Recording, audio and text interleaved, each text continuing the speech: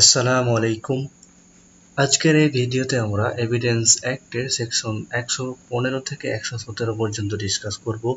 এই সেকশনগুলোতে এস্টোপেল নিয়ে আলোচনা করা হয়েছে। Estoppels is a rule of evidence which precludes a man from saying one thing at a time and the result of it at another time.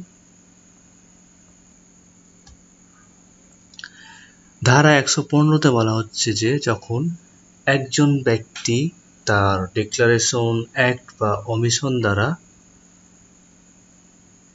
অন্য আরেকজন ব্যক্তিকে কোনো কিছু বিশ্বাস করাবে, সত্য বলে কোনো কিছু বিশ্বাস করাবে এবং এটার উপর ভিত্তি করে, এটার উপর বিশ্বাস করে ওই অন্য ব্যক্তি কোনো কিছু করবে।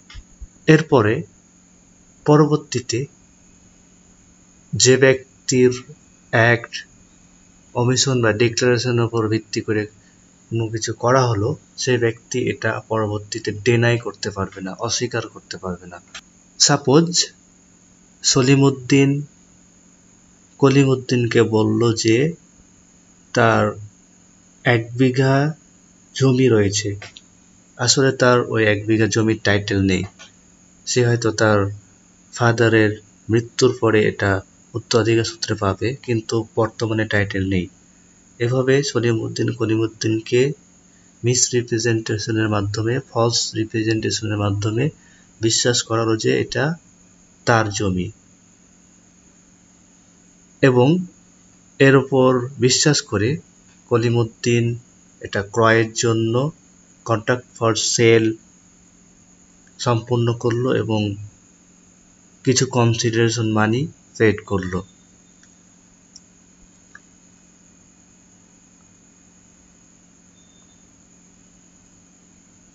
এখন পরবর্তীতে যখন উত্তরাধিকার সূত্রে জমিটি পেল, তখন সে বলতে পারবে না যে যে সময়ে তার সাথে বিক্রির চুক্তি হয়েছিল বা বিক্রি করা হয়েছিল ওই সময়ে তার জমির টাইটেল ছিল না। So the sale deed is void.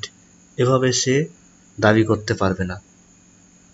He will be stopped by estoppel. Okay, এরপরে সেকশন 116, এখানে বলা হচ্ছে যে কোনো টেন্যান্ট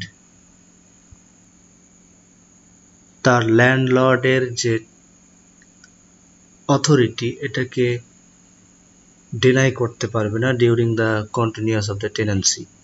সাপোজ একজন ভাড়াটিয়া বাড়ির মালিকের কাছ থেকে বাড়ি ভাড়া নিয়ে বাড়িতে থাকা শুরু করলো। এখন পরবর্তীতে সে বলতে পারবে না যে বাড়ির মালিকের বাড়ি ভাড়া দেওয়ার ক্ষমতা ছিল না। একইভাবে কোনো লাইসেন্সি অর্থাৎ লাইসেন্স গ্রহীতা ইমুভেবল প্রপার্টিতে লাইসেন্স প্রাপ্ত হয়ে, পারমিশন প্রাপ্ত হয়ে কোনো রাইট এক্সারসাইজ করলে পরবর্তীতে যে ব্যক্তির কাছ থেকে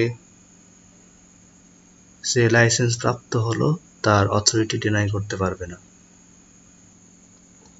এরপরে সেকশন 117, এখানে বলা হচ্ছে যে কোনো বিল অফ এক্সচেঞ্জের অ্যাকসেপ্টর ড্রয়ারের অথরিটি ডিনাই করতে পারবে না।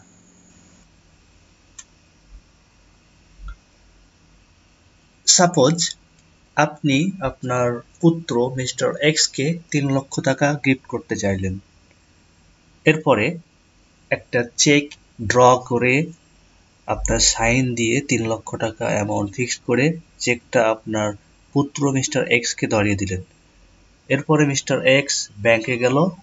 এখন ব্যাংক এটা বলতে পারবে না যে আপনার এই চেকে সাইন করার বা চেকটা ড্র করার অথরিটি ছিল না।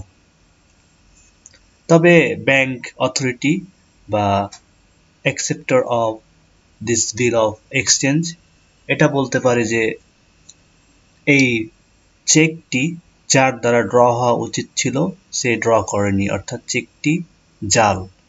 এমন হতে পারে যে আপনার পুত্র আপনার সাইন নকল করে সে এটা ড্র করছে।